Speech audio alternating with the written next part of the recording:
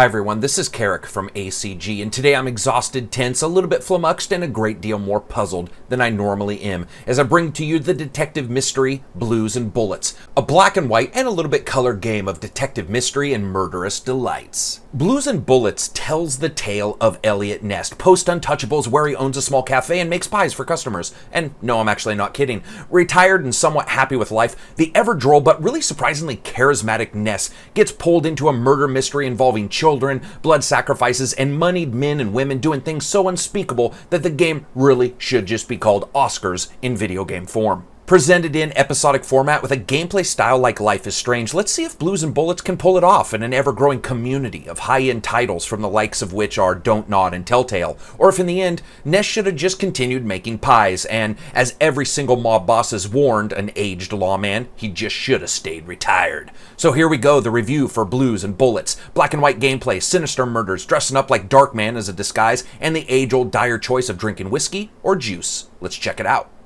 Graphics, as always, are up first because it's the first thing you see. Blues and Bullets lacks the color of the first part of its namesake, hedging its graphics bets on a black and white presentation with occasional spots of color, usually blood, to denote important things or noir-style moments. The effect is one part mesmerizing, one part a little bit frustrating, as it can be a lot difficult to make sure your settings are just right without blowing out the picture or your monitor or shrouding everything in artificial black crush. However, despite a small couple issues here and there, it is fantastic and envelopes the game in an atmosphere that's one part noir, one part aging man's retirement piece. Regardless of location and activity, the game really just shines with additional detail and little graphical foreshadowing bits that exist in places if you take the time to notice.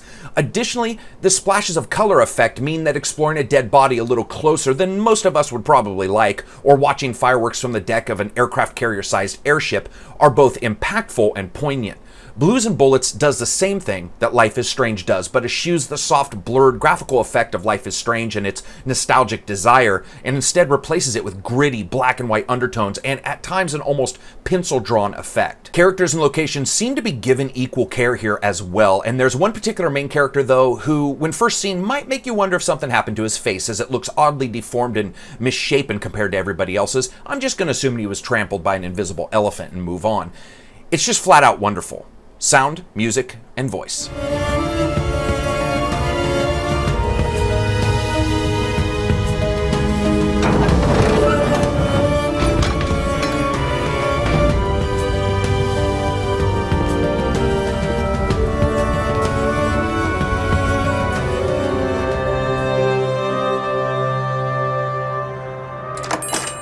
Elliot? Ah, Delphine. Oh, thank God you're here. The lights were off, so I thought that... I'm sorry. I got out of the hospital late, then I went to the station to pick up Jim's check, and when they told me... I'm scared. Of what? Sound is always up first in these categories, and whether you're fighting off a crazy would-be attacker wielding a knife that looks less like one used for butter and more like one used for taking down large mammals, the game's sounds are perfect, with ambient soundscapes in various locations pointing out important clues in the environment or things yet to be discovered. The game's effects are perfectly mixed, so that even in the few times the game goes a bit actiony, you still don't lose that tonal accuracy. It's just excellent throughout, not a single misstep. Music. This is phenomenal, honestly. It's a mix of classical vocal pieces and light blues mixes. The music is a thing of wonder, and I will, without a shadow of a doubt, be listening to the music without ever playing the game in the future.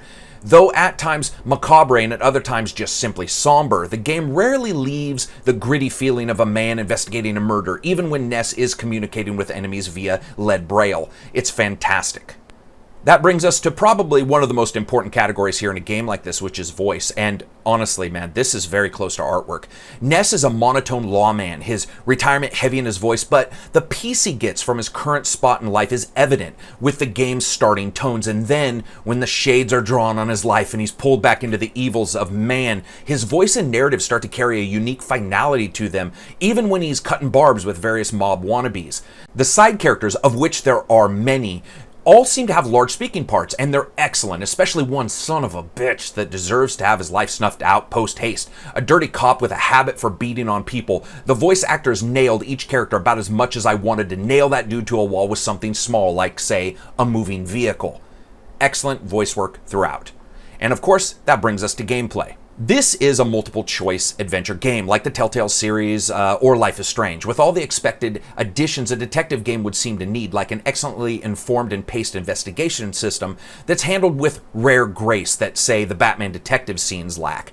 As I said before, you're pulled into a murder mystery that quickly has you fighting, exploring, talking, and detectivizing your way out of various circumstances. And what starts out as a simple kidnapping turns straight up dark in a very small amount of time. That sort of makes it sound like I don't think kidnapping's dark, but trust me, it gets much darker. Flashbacks resonate with excellently paced moments that recall Ness's more action-packed beginnings as a younger man, and do an amazing job fitting pieces together as a whole. In fact, the game just excels at storytelling, with choices you make splitting the story, and with your continued monologues and one-liners filling the world with life. The gun-toting moments are fairly rote and short-lived, and that's perfect, as the game's true strength is not sticking you in any one place longer than you should be.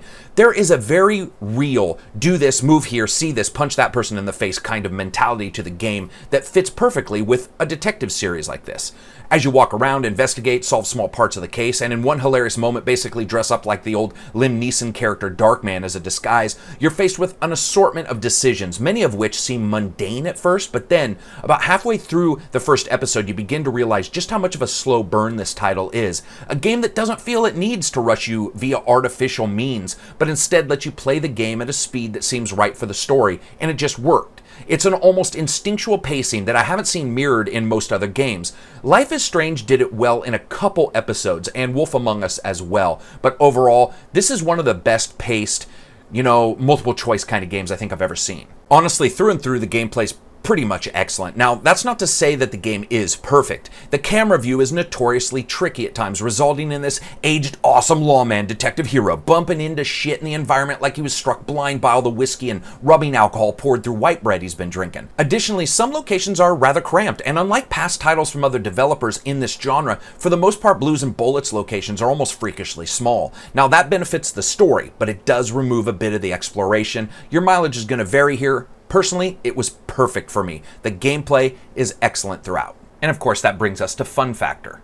And I had a goddamn blast. This game is amazing. The noir elements, the color scheme, the excellent detective work, the voiceovers, and the character, they did this incredible job making me feel like I was in the world. And to me, that's the very groundwork of fun. The racial segregation discussions and hinted at realities of the time were perfectly delivered without a, hey, look at us, we're talking about racism moments that some games seem to treat anything remotely controversial in this day and age. The story is incredibly interesting as well, and I'm going to be honest. It has that very real True Detective Season 1 vibe to it. Not Season 2 because that just involves Vince Vaughn trying to pull a Jim Carrey and be all dramatic and shit. No, this mixture of darkness, possibly supernatural embellishments, and a sign of the times worldview is extraordinary. So as you guys know, I rate games on a buy, wait for sale, rent, or never talk about it again rating scale. This is a buy through and through. The game's $4.49 on Steam, which is about 1/4 what I would have paid for it. It is definitely a complete steal at that price. Of course, you can get the entire season at a larger amount. It's not perfect, but what it does for the multi-choice game genre cannot be denied, and that is it adds a wickedly solid title to that stable of games. So that's it for me. And always remember this sage advice that makes sense once you play the game and just in life, parenting, and good decision making. Always choose whiskey. So if you like the review, hit like. If you dislike it, hit dislike, and peace out.